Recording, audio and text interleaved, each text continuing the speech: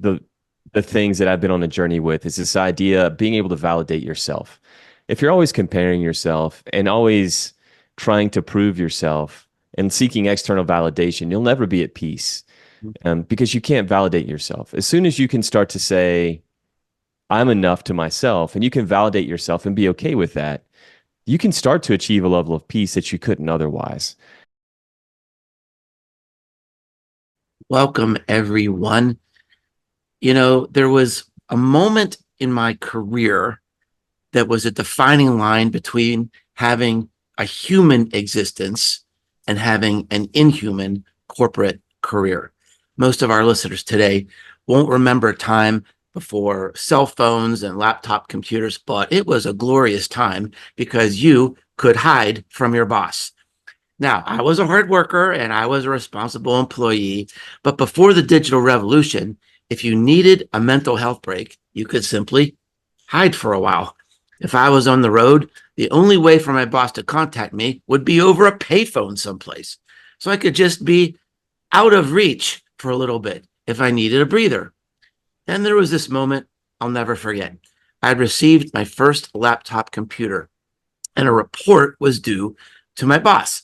I was living in California at the time, so I was working at night, so he would have it first thing when he arrived in his office on East Coast time. And I had strep throat. I was so sick.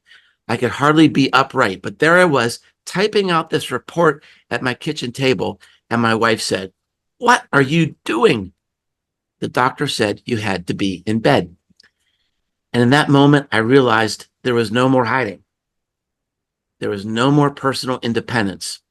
I was now tethered to technology, bound to my work in an unavoidable way that introduced a new level of stress every moment of the day.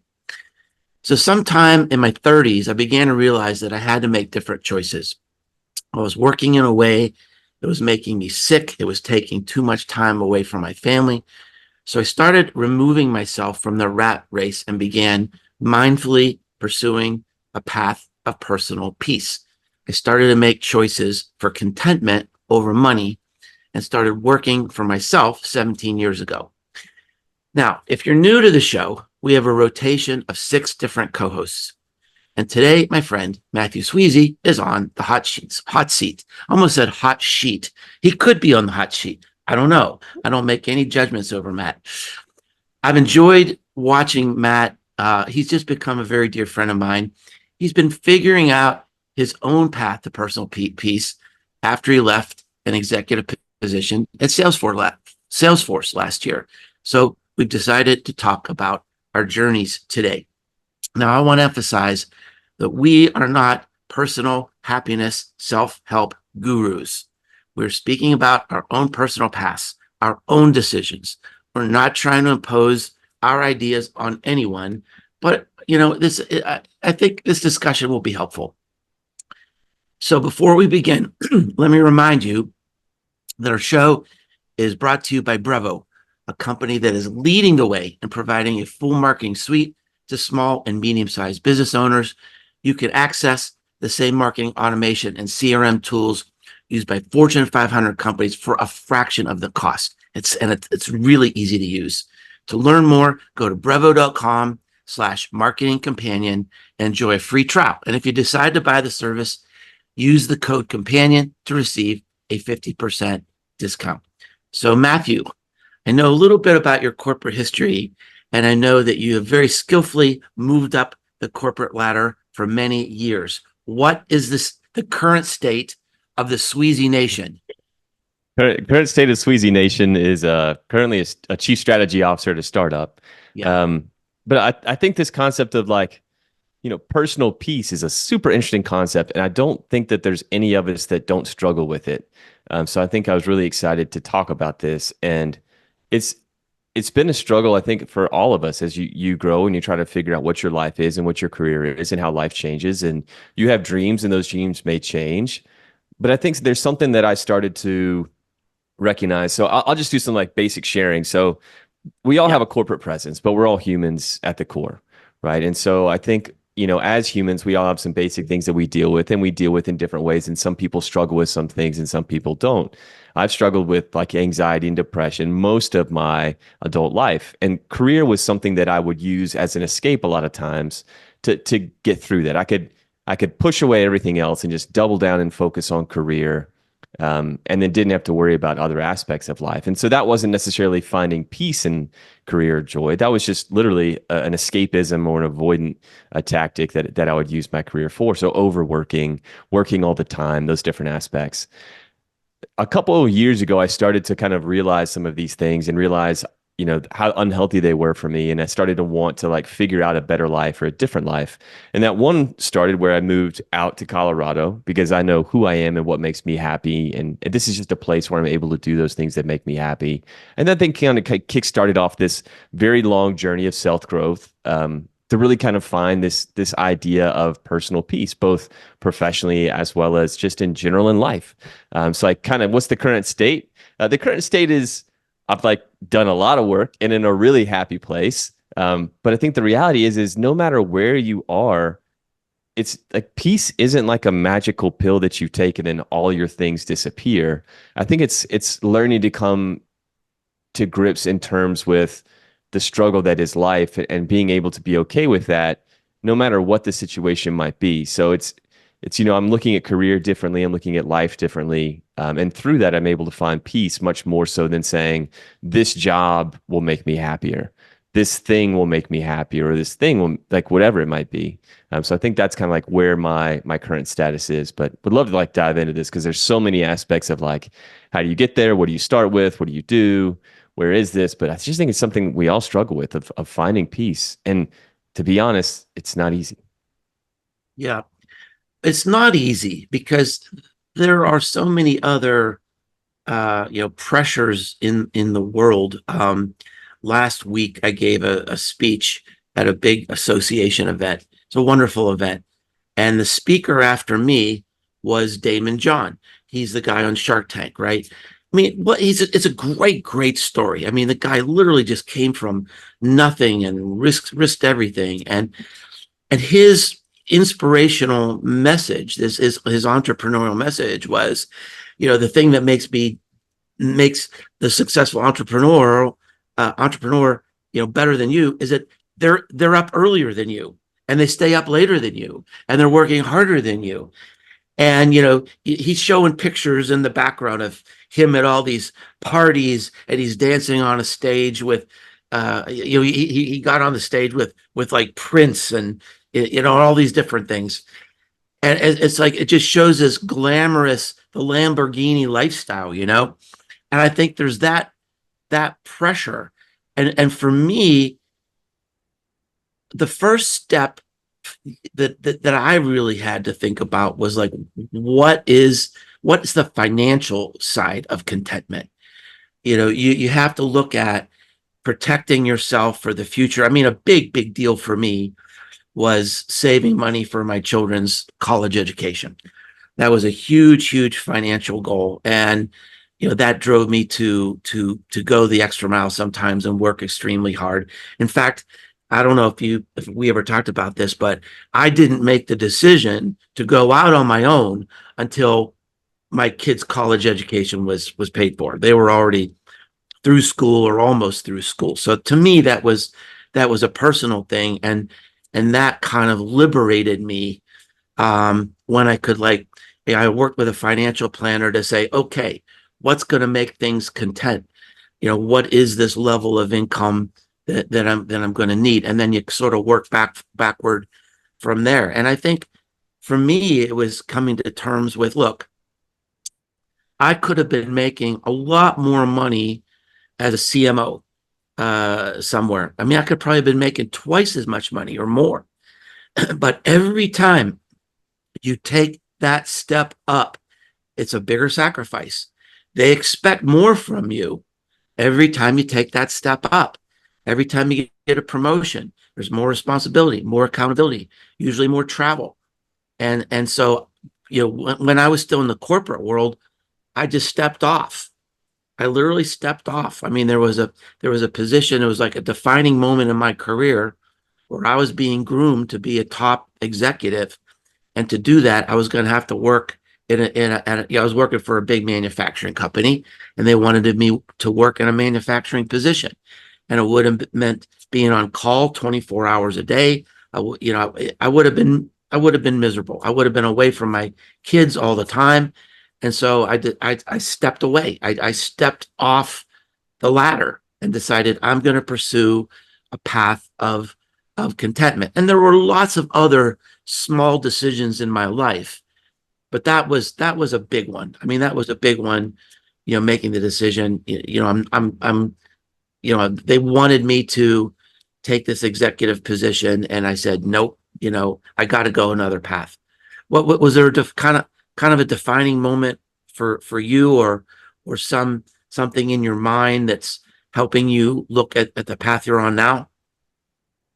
So I don't know if there's like a defining moment as much as, oh, I mean, I guess one defining moment was, the layoffs. So when I got laid off, Mhm. from the big corporation I worked for, that was kind of a time of saying like, just reflection. But I also been doing a lot of self work. And there was a book I really liked called Mindset. So Carol Dweck, if you've ever read that book, that's a great book on mindset. That really kind of helps you find some personal peace as well, of just being able to have a mindset of peace.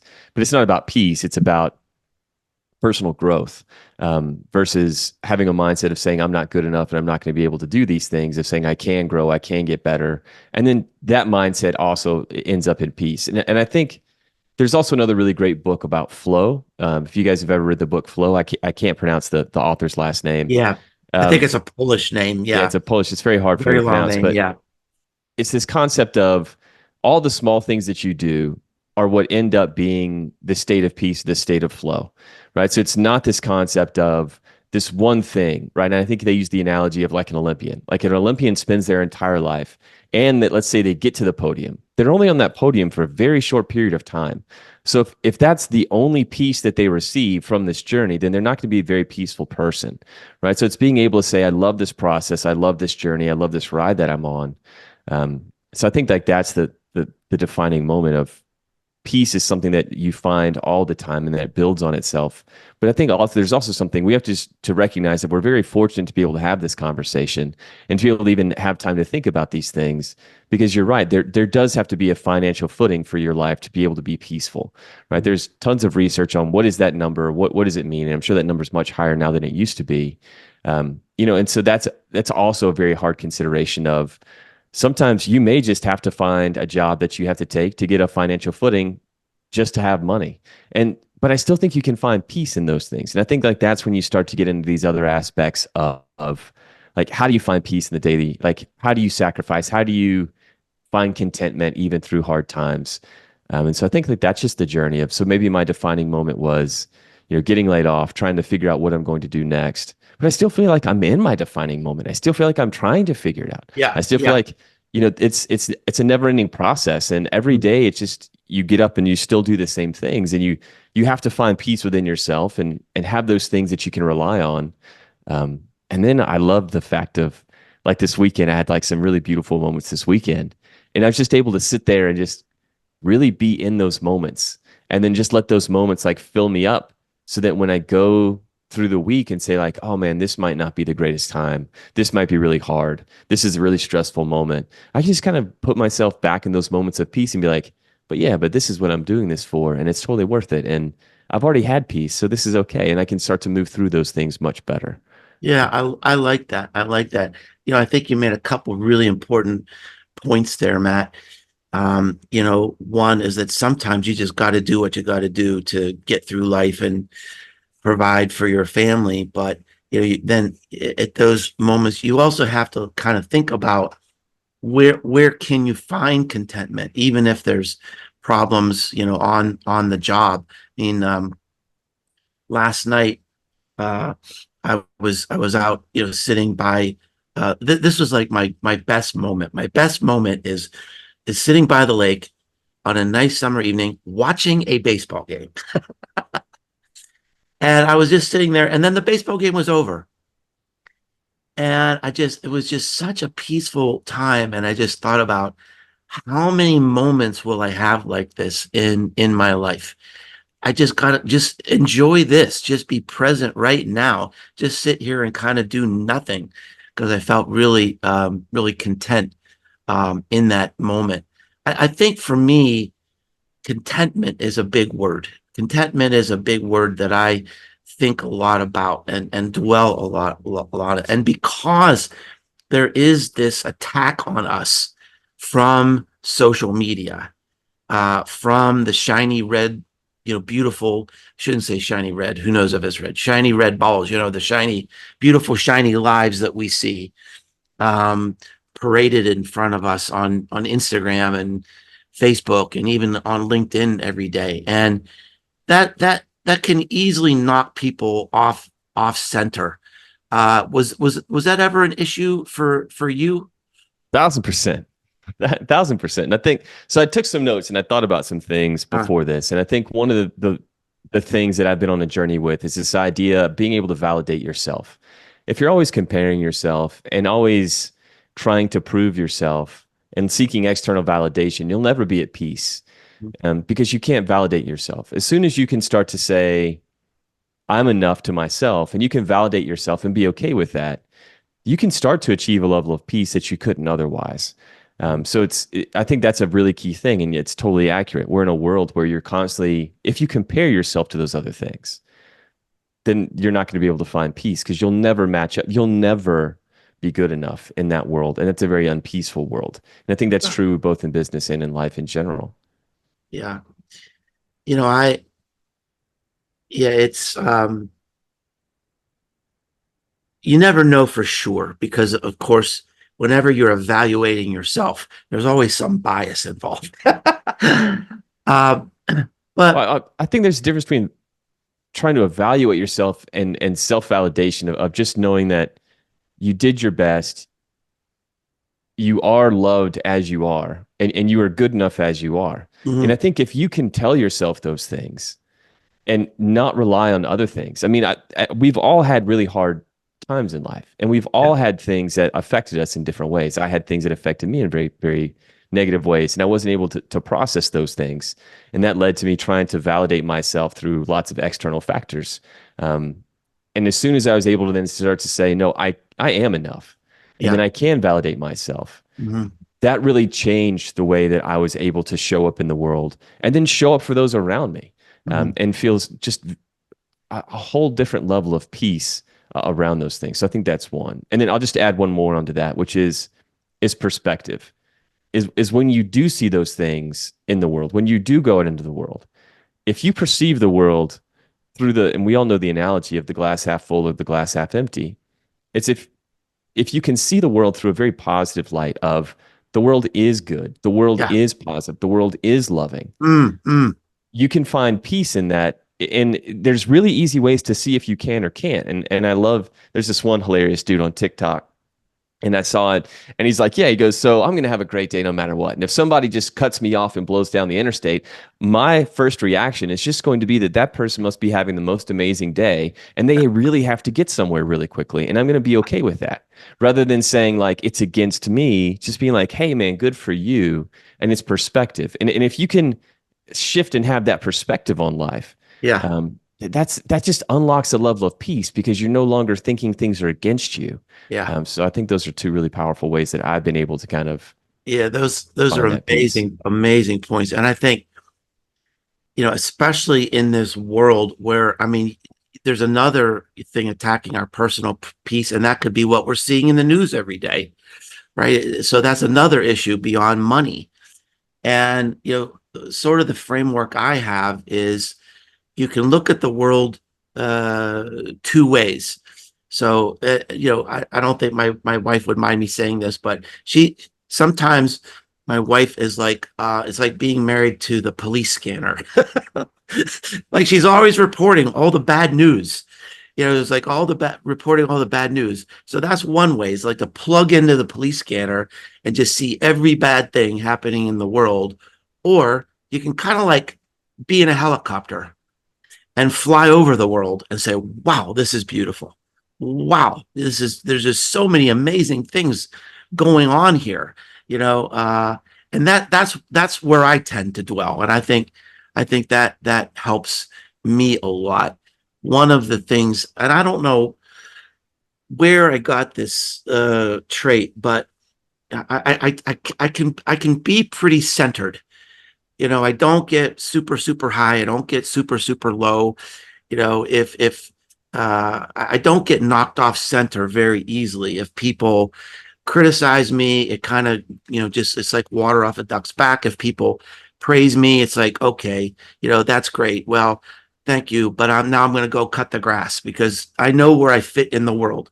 I mean, I have a very sort of a clear view of my small place in a very big world, and you know, so I don't get knocked off center too much one way or another. I think that's to me a really great part of achieving personal peace. That you don't get too high, you don't get too low. That you just kind of know where you fit, and you're happy in that space. Yeah. I'm trying to pull up a poem by Kipling, and there's a line in there that exactly says this Oh, so beautifully. By the way, if you've never read the If poem from Kipling, I would highly suggest reading that. It's a great one. this is the Um, first time I've ever been used in the same sentence with Kipling. So proceed. it's uh,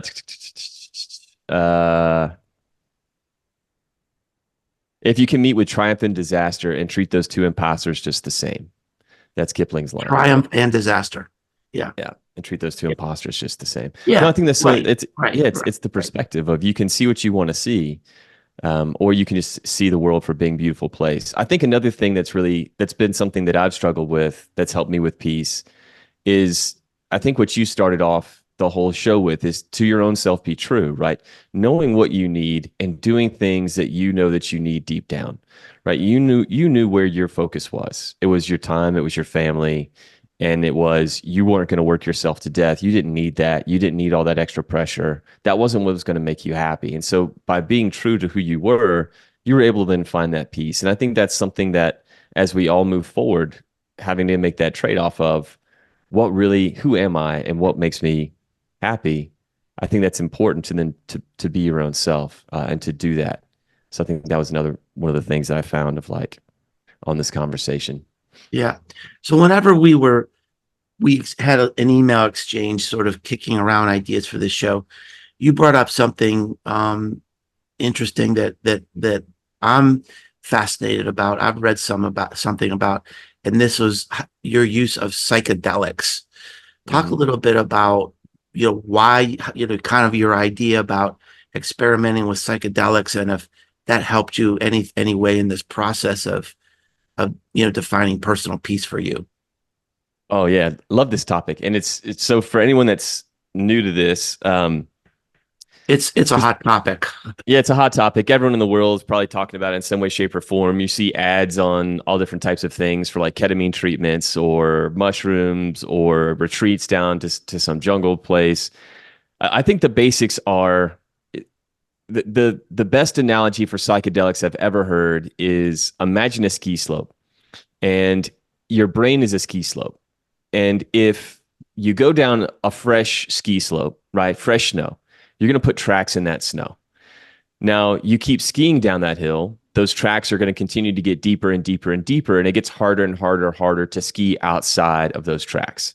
What psychedelics allow a brain to do is neuroplasticity. They allow the brain to essentially rewrite connections inside of the brain and see things from a very different perspective and let go of those tracks. So it's almost as a fresh snow fell on that mountain, and you can now ski down that mountain any way that you want to in the future without being held to those prior tracks. So like that's just kind of like the high level concept of this genre. Um, for me, they've been extremely powerful, and they're a wide range. You can see people use them for fun. You can see people use them for therapy. From a therapeutic standpoint, they really help you get past and move beyond and then rewire. So if you're struggling with something, trying to get past something, need to see something from a different angle, they've been extremely powerful. They helped me with some of my big issues of peace, which was being able to see the world through a positive lens rather than seeing the world through a negative lens. Being able to see the world as a loving place rather than a judgmental and a a dangerous place. Being able to see the world through love rather than through fear. Um, Also connecting to a higher power. So I think like one of the other big aspects of personal peace is knowing that you're not in control.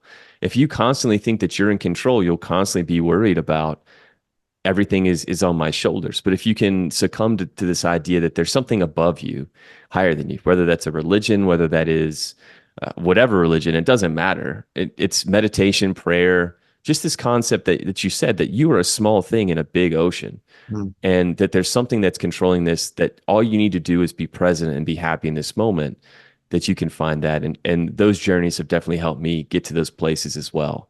Um, so yeah, it's I'm not for the just for the sake of clarity. I'm not a small thing in a big ocean. That would be terrifying to me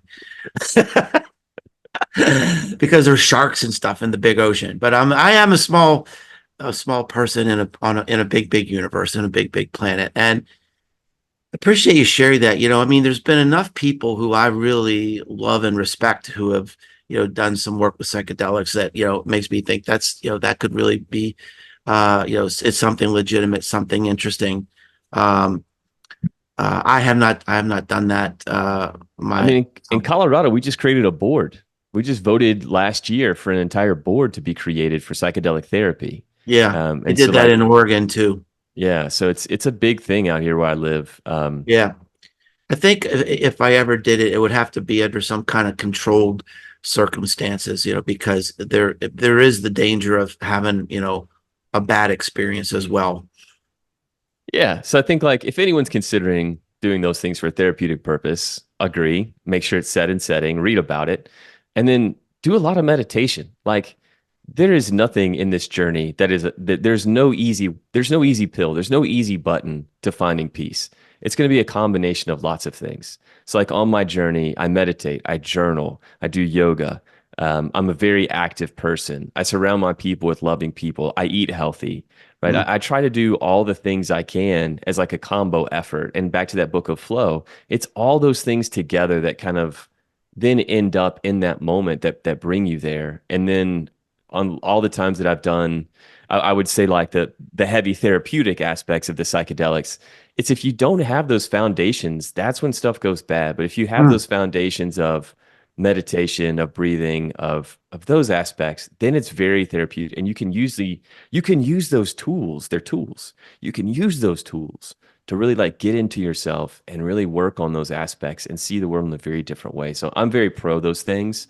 Um, and yeah, so I'll connect the dots one other way as we wind down here is I'm working on a new book and it's gonna be my best book. It's really good. It's really good. I've had a couple beta readers take a look at it now, and three different people said this is a page turner. Bet you never heard that about a business book before. But one of the books I read in for research of this was called Awe, AWE, Awe. And this is a social psychologist, and he spent his life researching awe. It's one of the few emotions, human emotions, that really have never been researched before. And here's the interesting thing that he talked about in this book, Matthew, and I think it really builds on some of the things we've been talking about, is when we think about awe, we might think about like the Grand Canyon or holding a newborn baby or listening to Beethoven's Ninth Symphony. But what he points out in this book is that there are moments of everyday awe. And first, he says, he establishes that awe, just experiencing awe in our lives, it makes everything better. It makes us clearer and stronger and more centered. And it just affects your health and your psychology if you can experience these moments every day. And he talks about everyday awe. So yes, things that are vast and take your breath away, certain like the Grand Canyon can be awe, but you can also have awe just by pausing and looking at the stars. You can have awe. He talked about this thing called cumulative effervescence. So if you were by yourself listening to a concert, it might not be an awe-inspiring moment, but if you're there with friends and you're singing and you're dancing, or if you're going on a hike with other people, you can feel this cumulative effervescence that inspires awe that is different than if you were doing it by yourself. Having a deep conversation can inspire awe. Discovering something new, having an epiphany is part of everyday awe. And I think part of this idea of personal peace is just leaving yourself open to that. It's kind of like you said, not being negative about everything, but looking at the world through a lens of curiosity and discovery and awe. I mean, I have awe so many times a day. I feel awe over ants. Yeah, can I just add on to that real quick? Because Yeah. I think that's one of the things that I found on my journey for peace was I'd lost the aspect. I'd taken everything for granted. I would see the things and be like, oh yeah, that's a tree. I know what a tree is. Oh, it's a sunny day. Of course, I want a sunny day.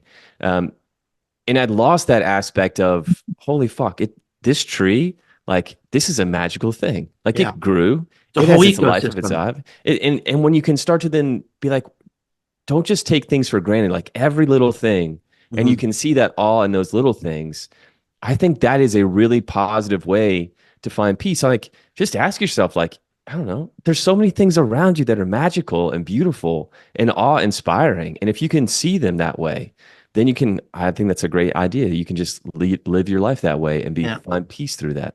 Last year, the light was shining on these ripples on the lake in a way that it was creating this like dancing light show on a wall in my bedroom. So I took a movie of this and put it on Instagram. And it's like 95% of the people probably thought this guy is absolutely nuts.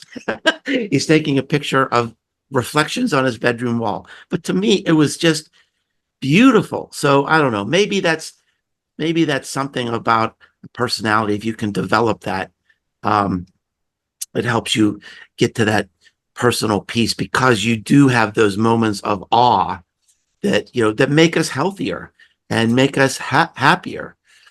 So Matthew, thank you so much for sharing this with me today. It was really a fun talk. I always look forward to our discussions. You're so insightful and so encouraging. So thank you so much, and thanks to everyone for listening to our show today. We never take you for granted, and we'll see you next time on the Marketing Companion.